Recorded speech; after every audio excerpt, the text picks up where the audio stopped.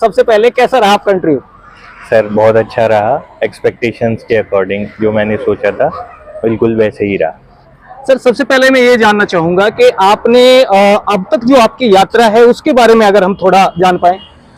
Sir मैंने Delhi university के Kirorimal college से ग्रेजुएशन किया है और school of economics university of Hyderabad से मास्टर्स किया है।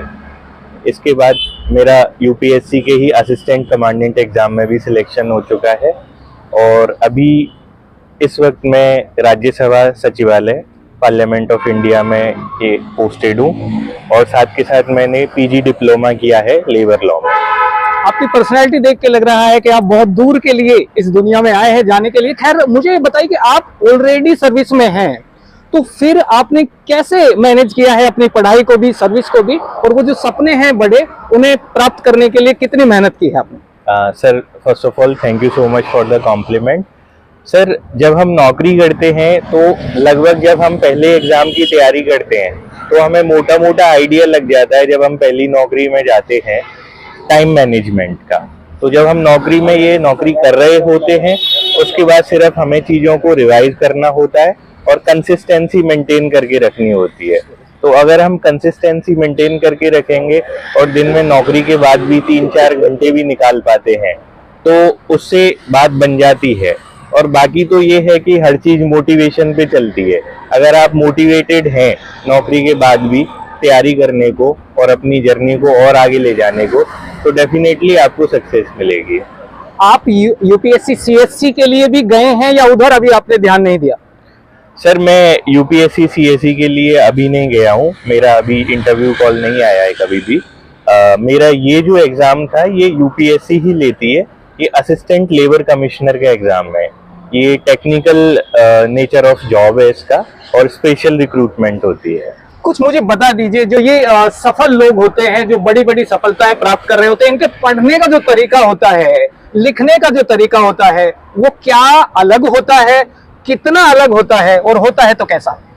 सर जैसा कि बोला जाता है कि सिर्फ यही नहीं है कि आपका ये है कि आप बहुत ही ज़्यादा ये है कि बचपन से 90-95% स्कोरर रहे हो उन्हीं का सिलेक्शन होगा या आईआईटी में पढ़े हो उनका होगा। आप मेरा बैकग्राउंड देख लीजिए, ना आईआईटी में पढ़ाई की, ना बीटेक किया, ना कुछ किया, सिंपल बीए एमए किया है। तो सबसे ज़रूरी चीज़ जो मैं मानता हूँ हमेशा इस सफ़र में यहाँ तक आने के लिए भी वो कंसिस्टेंसी होती है कि आपको लगातार प्रयासरत रहना पड़ता है। किसी दिन आपको बहुत अच्छा फील होगा, किसी दिन आपको बिल्कुल भी मोटिवेशन नहीं आएगी, लेकिन चलते जाना है और धीरे धीरे इसमें हमें समझ में भी आने लग जाता है कि जब हम एक बार कंसिस्टेंसी पकड़ लेते हैं तो वो खुद में एक मोटिवेशन बन जाती है। तो मैं ये मान के चलता हूँ कि मेहनत अच्छी बात है, सभी मेहनत करते हैं। एक तो स्मार्ट वर्क भी जरूरी होता है और एक कंसिस्टेंसी भी जरूरी होती है। अच्छा, अगर मैं मोटिवेशन की ही बात कर सकूं तो आपसे तो बहुत सारे हमारी नई जनरेशन कहीं ना कहीं प्रेरणा लेगी, लेकिन आप किससे प्रेरित हैं? कौन है आपके पीछे जिसने आपको ये सपने दिखाए हैं और अगर मैं यूं कह सकूं कि उंगली पकड़ के आगे बढ़ाया है? सर वैसे मैं अपने बारे में बताऊं, मेरा जो फैमिली बैकग्राउंड है वो फार्मिंग है। मेरे पिताजी एक किसान हैं और मेरी मदर एक होम मेकर हैं। लेकिन वही मेरे लिए सबसे बड़ा मोटिवेशन है कि मेरे पिताजी, मेरी माताजी जो हैं उन्होंने हमें बेहतर से बेहतर देने की कोशिश की। तो उनके सपनों को पूरा करने के लिए, उनका समाज में ये है कि सम्मान बढ़ाने के लिए यही हमारे पास सबसे बड़ी मोटिवेशन होती है सबसे पहले। इसके अलावा मेरे पास ये है कि मैं हमारे डॉक्टर जो भूतपूर्व राष्ट्रपति रहे हैं डॉक्टर एपीजे अब्दुल कलाम, उनको मैं अपना बहुत बड़ा मोटिवेशन मानता हूँ। उनसे मैंने बहुत सारी बातें सीखी हैं। और मेरे कॉलेज के दिनों में मेरे एक प्रोफेसर होते थे सर विभाष झा, वो अभी एक कोचिंग इंस्टीट्यूट में पढ़ाते हैं, तो वो भी मेरे मोटिवेशन का सोर्स रहे हैं। अच्छा, आपने कोचिंग, शायद अगर मैं इस सवाल को क्योंकि आप तो जॉब भी कर रहे हैं तो समय बहुत मुश्किल हो, क्या आपने कोचिंग की है? अगर मैं इस तरह का सवाल आपसे करूं। सर मैंने फॉर्मली कोई कोचिंग नहीं ली है, बस YouTube पे जो फ्री वीडियोस होते हैं उनको बस सब्सक्राइब किया है। और इसके अलावा जैसे इंटरव्यू के लिए तो जैसे बहुत सारे ये है कि कोचिंग इंस्टीट्यूट हैं वो अपने मॉक इंटरव्यू डालते रहते हैं, तो वहीं से एक बेसिक आइडिया ले लिया था। बाकी जो भी किया है वो अभी तक सेल्फ स्टडी से ही किया है। क्या बच्चों को जाना चाहिए कोचिंग के लिए? सर वो कोचिंग के स्टूडेंट के ऊपर डिपेंड करता है। अगर वो स्मार्ट स्ट्रेटेजी चाहता है, कोचिंग आपको कुछ नया नहीं सिखा सकती है। कोचिंग सिर्फ आपको एक गाइडेंस दे सकती है कि आप अपना टाइम कैसे मैनेज करें, इससे ज्यादा कुछ नहीं। वरना कोचिंग भी वही लक्ष्मीकांत पढ़ाएगी जो आप खुद पढ़ सकते हैं, वही लक्ष्मीकांत आपको यूट्यूब पे मिल जाएगी। तो अगर आपको लगता है कि आप समर्थ हैं, पैसे से भी आपके पास टाइम है, आप कोचिंग कर लीजिए। अगर आपको लगता है कि नहीं, मुझे रिसोर्सेस को भी बचाना है, टाइम को भी बचाना है, तो ये है कि आप सेल्फ स्टडी भी कर सकते हैं। सेल्फ स्टडी में शुरुआत में थोड़ा सा हमें टाइम लगता है चीजों को समझने में, लेकिन ये है कि एक बार जब हम रफ्तार पकड़ लेते हैं तो बड़े आराम से हो जाती है। मैं अंत में 2 सवाल आपसे करता हूँ। एक तो शायद पर्सनल भी हो जाए।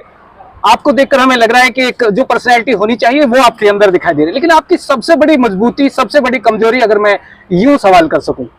सर मजबूती की अगर बात करें तो यही क्वेश्चन मेरे को बोर्ड में भी पूछा था कि आपकी मजबूती क्या है। तो मैंने सर इसमें 2-3 बातें ही बोली थी कि सर सबसे पहले तो ये है कि जो मेरा बात करने का तरीका है, लहजा है, वो सामने वाले को ऐसा फील कराता है कि ये कोई ऐसा नहीं है कि बिल्कुल ही अलग हटके आदमी है। शायद मुस्कुराहट भी। Thank you sir. लेकिन ये नॉर्मल है। आप ये है कि जितना ऊंचे ओहदे पे पहुंचते जाते हैं उतना ही आपको डाउन टू अर्थ रहना पड़ता है। आफ्टर ऑल सभी प्रशासनिक सेवा, देश की सेवा, लोगों की सेवा में जाना चाहते हैं, तो ये एक चीज होती है। दूसरा ये है कि फोकस्ड रहना पड़ता है। ये एक मैं अपनी स्ट्रेंथ मान के चलता हूँ कि हाँ, अगर मुझे चाहिए, टाइम ले सकती है चीज, लेकिन फोकस्ड रहो। अगर वीकनेस की बात करूँ तो एज सच कोई वीकनेस नहीं है, लेकिन हाँ हैंडराइटिंग काफी खराब है, जो कि सिर्फ या तो मुझे समझ में आ सकती है या मेरे फैमिली मेंबर्स को समझ में आ सकती है। अच्छा सर, मैं 2 कह रहा था, लेकिन मुझे लग रहा है जब आप इंटरव्यू देने गए तो थोड़ी घबराहट थी, लग रहा था कोई संशय वाली स्थिति है, या फिर आप चले गए तो जाना ही तो था? सर मेरे साथ क्या होता है कि जब भी कोई एग्जाम आता है तो एक दिन पहले तक ऐसा लगता है क्या होगा क्या नहीं होगा, लेकिन जैसे ही इस कैंपस में एंट्री की, बल्कि मेरे साथ जो 5-6 लोग थे, मैं तो उनको हंसा रहा था वहां पे। ठीक है, जैसा होगा वो हो जाएगा, हमने जितनी पढ़ाई करनी थी यहाँ तक आ गए, ये भी बहुत बड़ा अचीवमेंट है अपने आप में। तो मैं तो यही मानता हूँ कि नहीं घबराना चाहिए।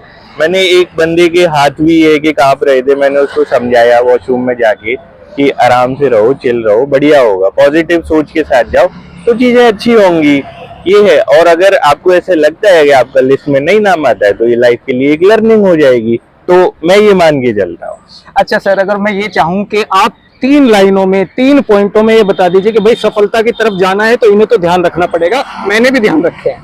सर जो मैं हमेशा से ये है कि पॉइंट आउट करता हूँ कि अगर आपने ये किसी भी फील्ड में, सफलता का अपना कोई पैमाना नहीं होता। कोई प्रशासनिक अधिकारी बन के सफल है, कोई बिजनेसमैन बन के सफल है, कोई पॉलिटिशियन बन के सफल है, कोई ये है कि